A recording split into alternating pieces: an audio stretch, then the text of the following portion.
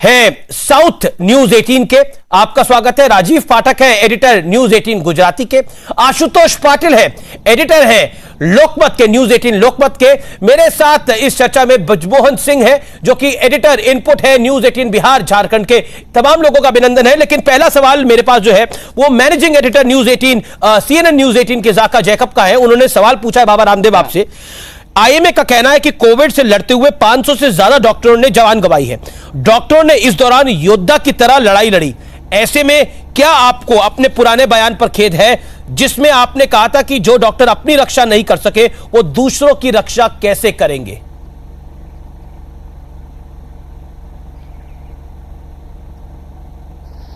मैंने कहा कि खेद है, मैंने बयान वापस भी ले लिया और मैंने कहा कि मैं जिन डॉक्टरों ने अपने प्राणों की आहुति देकर के दूसरों की जान बचाई, मैं उनका अभिनंदन करता हूं। और अभी भी जो डॉक्टरों से लेकर के जो भी मेडिकल स्टाफ है, नर्सेज हैं, ड्राइवर्स हैं, सफाई कर्मचारी, मैं सबका सम्मान करता हूं।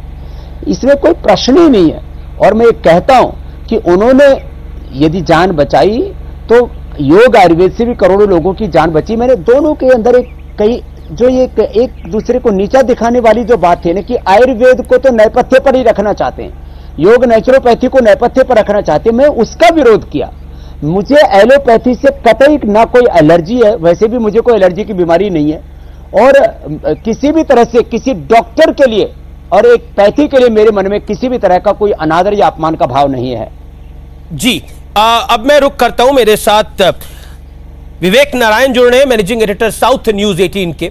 विवेक, over to you. Baba Ramdev से आप क्या सवाल पूछना चाहते हैं? तमिलनाडु, केरल, कर्नाटक की जनता के लिए क्या सवाल है आपके मन में?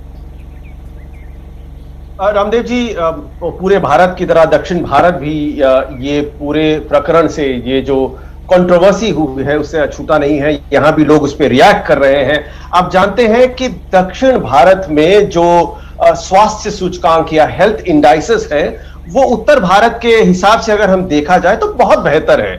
इसके कई सारे कारण हो सकते हैं, पर उसमें से एक बड़ा कारण है जो दक्षिण भारत ने एलोपैथी को पूरी तरह से थामा है, उसका साथ दिया है।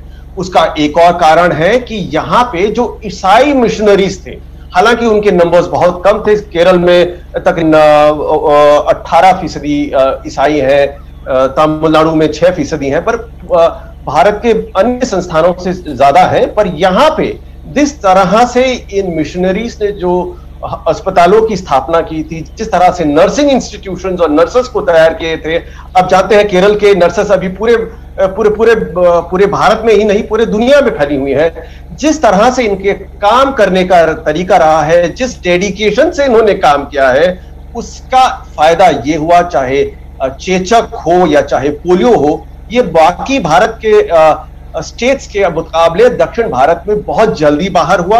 उसमें एलोपैथी का बहुत बड़ा एक हाथ भी है और उसमें दूसरा हाथ है मिशनरी और ईसाइयों का। क्यों ऐसा लगता है यहाँ के लोगों को कि एक तरह से, एक तो आपका जो संस्थान है वहां से जो आवाजें आ रही हैं जो ये कह रही हैं कि अगर ईसाई is equal to allopathy, Hindu is equal to Ayurveda. अगर आप हिंदू हैं तो आप आयुर्वेद को देखिए, अगर आप ईसाई हैं ये तो बाहर का है, वेस्ट का है, हमारा नहीं है। ऐसा क्यों एक सिग्नल आ रहा है आपकी तरफ से? बाबा रामदेव, जवाब। देखो विवेक भाई, हम कभी भी अविवेकपूर्ण बात नहीं करते और कभी भी ईसाई, इस्लाम, जैन, सिख, बौद्ध, हिंदू, किसी भी ब्राह्मण, क्षत्रिय, वैश्य, शूद्र, दलित, आदिवासी, वनवासी, किसी भी संदर्भ में मैं कभी कोई भेदभाव, पक्षपातपूर्ण पश्चिम उत्तर दक्षिण में नहीं करता। जहां तक प्रश्न था तो हमारे आईएमए के प्रेसिडेंट का, उनको ऐसा काम नहीं करना चाहिए। और मैं मानता हूं जिस तरह से हमारे हिंदू साधुओं ने भी इस देश में शिक्षा में, स्वास्थ्य में, तमाम तरह के कार्यों में करोड़ों लोगों का भला किया है, ऐसी यदि हमारे ईसाई मिशनरी भी यदि अच्छा काम करते हैं तो उनकी प्रशंसा होनी चाहिए और वो काबिले तारीफ है, उसकी निंदा का कोई प्रश्न ही नहीं होता है। और हम किसी पैथी को किसी देश से जोड़ करके नहीं देखते, कहीं से भी ज्ञान आए हम तो कहते हैं आनो भद्रः कृतो यंतु विश्वता। सब दिशाओं से जहां से भी ज्ञान आया हम उसका स्वागत करते हैं। जहां तक आपने चेचक, पोलियो आदि के बारे में कहा, मैं आपसे एक बात कहना चाहता हूं। माना हमने चेचक, पोलियो को भगा दिया, लेकिन हर 10 में से कम 2 व्यक्ति, 1 से 2 व्यक्ति फैटी लिवर से पीड़ित नहीं है क्या? हर 10 में से 1 व्यक्ति क्या डायबिटीज टाइप 1 और टाइप 2 से पीड़ित नहीं है क्या? हर 10 में से 1 व्यक्ति को हाइपरटेंशन नहीं है क्या? हर 25-50 लोगों में से 1 व्यक्ति को थायराइड की प्रॉब्लम नहीं है क्या? हर तीसरे व्यक्ति को क्या आर्थराइटिस की प्रॉब्लम नहीं है क्या? ऐसे कितनी प्रॉब्लम्स हैं, और इनका समाधान यदि योग, आयुर्वेद, नेचुरोपैथी में और भारतीय जीवन शैली में है तो उसका सम्मान करना यह एलोपैथी का अनादर नहीं है। मैं कहता हूं दोनों में एक सामंजस्य होना चाहिए, और सभी प्रकार की जितने भी रिलीजन्स है उनमें भी हार्मनी होनी चाहिए। पूरे भारत में नहीं, पूरे विश्व में हार्मनी होनी चाहिए। मैं तो उसका पक्षधर हूं विवेक भाई। धन्यवाद जी। विवेक, कोई और सवाल आपका? नहीं, यही था कि देखिए, जैसे मैंने पूछा कि Christianity is equal to allopathy, और अगर आप हिंदू हो तो आप आयुर्वेद का प्रयोग करें। जी। ये जो एक तरह से उसको जो बॉक्सिंग कहा जाता है, ऐसा हमने कभी नहीं, ब्रैकेट में डाल दिया। ऐसा हमने कभी नहीं कहा, और ना हम ऐसा मानते नहीं हैं। इस मीटिंग में आप नहीं कह रहे हैं, चाहे इस टेलीकास्ट में आप नहीं कह रहे हो, अगर आप ट्विटर हैंडल्स को फॉलो करें जो आपके लिए आपके सपोर्टर्स हैं, उन्होंने ये क्लियर डिवाइड किया है, जो कहते हैं ये है ना, ये तोड़ की राजनीति जो है उस तरह से ब्रैकेट कर दिया, एक डिवीजन क्रिएट कर रहे हैं आप। किसके सपोर्टर्स क्या करते हैं विवेक भाई? देखो, मेरे खिलाफ पूरा एक मजहबी माफिया, देखो आप फिर दूर तक बात चली जाएगी, एक मजहबी माफिया, एक ड्रग माफिया, एक पूरा का पूरा जो है एंटी इंडिया जो माफिया है, बहुत अलग तरह की चीजें है।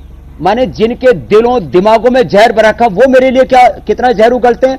सुबह से शाम तक कम से कम 1 करोड़ से ज्यादा लोग हैं जो स्वामी रामदेव को गाली देते हैं, योग को, आयुर्वेद को, नेचुरोपैथी को, राम कृष्ण को, और गौतम करादे, जमनीनी पाणी, पतंजलि को, अपने पूर्वजों को गाली देने का काम करते हैं, ट्रेडिशनली, प्रोफेशनली, और वो उनकी फंडिंग होती है विदेशों से। ये बात बहुत दूर तक चली जाएगी। किसके समर्थक क्या कहते हैं? मैं अपने समर्थकों को कभी भी किसी भी प्रकार के पॉलिटिकल टेररिज्म, इंटेलेक्चुअल टेररिज्म, मैं किसी भी प्रकार के हेल्थ टेररिज्म के लिए, किसी भी प्रकार के सोशल टेररिज्म के लिए मैं किसी को नहीं उकसाता और नहीं उकसाऊंगा। मैं तो एकता के ही गीत गाता रहा हूं और वही गाऊंगा विवेक भाई। ठीक है, अब मैं रुक करता हूं राजीव पाठक का, जो कि न्यूज 18 गुजराती के संपादक है, एडिटर हैं। राजीव, क्या सवाल है आपका गुजरात से? आईएमए और गुजरात का तो पुराना